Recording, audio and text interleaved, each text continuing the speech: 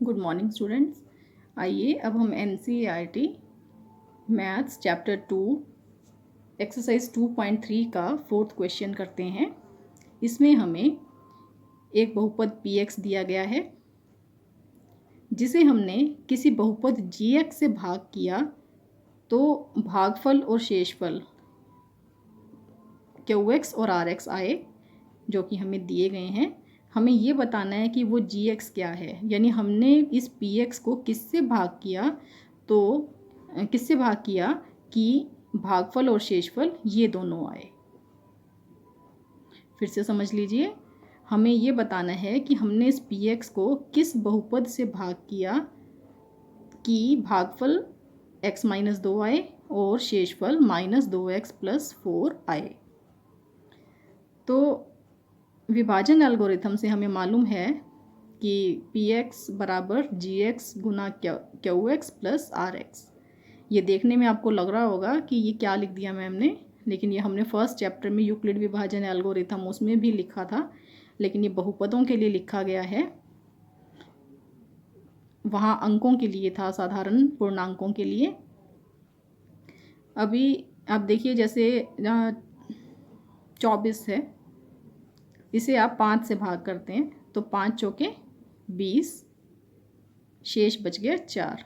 तो 24 को हम क्या लिख सकते हैं, 5 गुना 4 प्लस 4, वही लिखा है 24, यानी px को हम क्या लिख सकते हैं, gx गुना qx। ये gx गुना qx, q यानी भागफल, gx यानी जिससे भाग कर रहे हैं, और प्लस rx यानी शेष। तो इन दोनों की गुना, इसको क्या लिखते हैं, gx जिससे भाग किया गया है, px जिसको भाग कर रहे हैं, और ये qx यानी भागफल, और ये शेषफल यानी rx। तो यहाँ पे हमने ये क्लियरली लिख भी दिया है कि जिसे भाग कर रहे हैं वो px, भागफल qx और शेषफल rx। तो विभाजन एल्गोरिथम ये है। अब इसमें जो मान हमें पता है वो भर दिए, px का मान भर दिया, gx हमें ज्ञात करना है, qx का मान, rx का मान, सभी मान उसमें हमने भर दिए। अब इन दोनों की तो गुना है, ये दोनों आपस में जुड़े हुए हैं, तो कुल मिला के इस साइड पे दो टर्म्स हैं, एक ये और एक ये। तो ये वाला पूरा पद हम बराबर के इस तरफ लेकर आएंगे। तो यहाँ प्लस था, यहाँ पे आके माइनस हो गया, दूसरी तरफ आके बराबर से ये वाला यूं का यूं लिख दिया हमने, और इसको माइनस करके लिख दिया। अब ये ब्रैकेट हटाएंगे, निशान बदल दिए हमने, बाकी सब वैसे का वैसे ही लिख रहे हैं। अब यहाँ पर निशान बदल चुके हैं, निशान बदलने के बाद इसे सिंप्लीफाई कर लिया। एक्स वाली टर्म्स को, ये एक्स की 3 वाली टर्म, ये एक्स की 2 वाली, एक्स वाली 2 टर्म्स थी, दोनों को इकट्ठा कर लिया, और ये बिना एक्स वाली भी 2 टर्म्स थी, उन्हें भी इकट्ठा कर लिया, +2 -4, तो ये हो गया -2। ये वाला ऐसे कैसे लिख रहे हैं। इसके बाद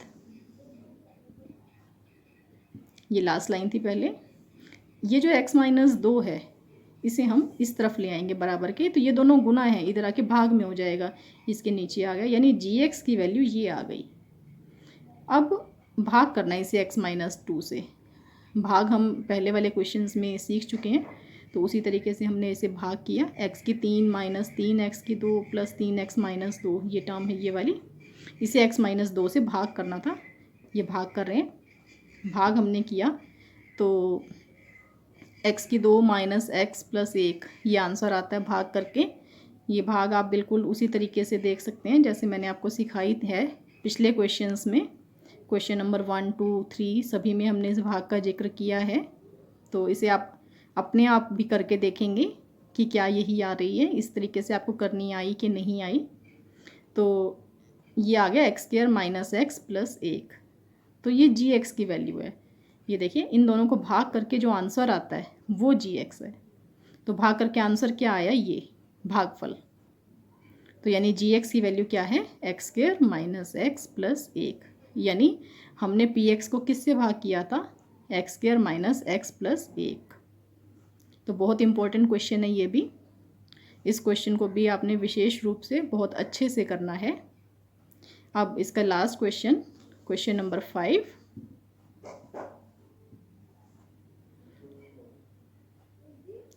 इस क्वेश्चन में स्टेटमेंट पहले मैं आपको बता दूं, px, gx, qx और rx के ऐसे उदाहरण दीजिए जो विभाजन एल्गोरिथम को संतुष्ट करते हों तथा घात px बराबर घात qx हो। 3 भाग हैं इसके। पहले भाग में विभाजन एल्गोरिथम को संतुष्ट करते हों और px और qx की घात बराबर हो। px यानी जिसको भाग कर रहे हैं, qx यानी भागफल। दोनों की घात बराबर तब होगी जब हम उसे किसी कांस्टेंट टर्म से भाग करेंगे। तो इसमें एग्जाम्पल बहुत सारे हो सकते हैं।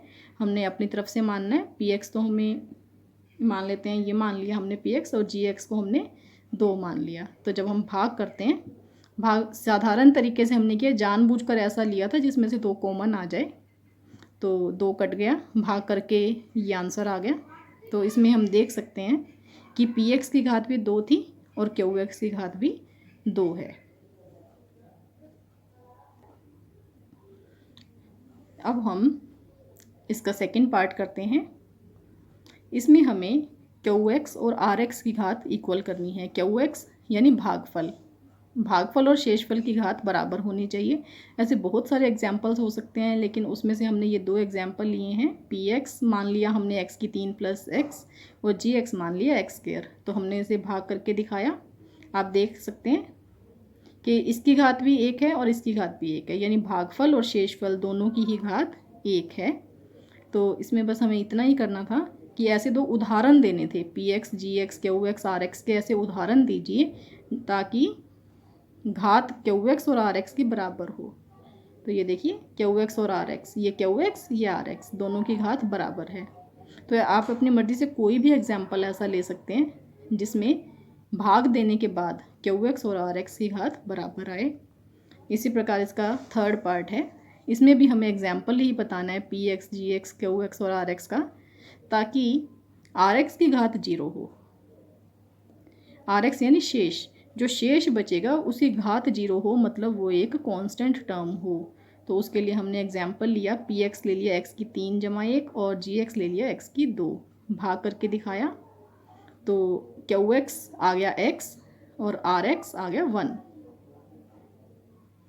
तो आप देख सकते हैं rx एक कांस्टेंट टर्म है, इसमें x नहीं आ रहा, यानी इसकी घात 0 है। तो इसी के साथ आपका ये चैप्टर कंप्लीट होता है।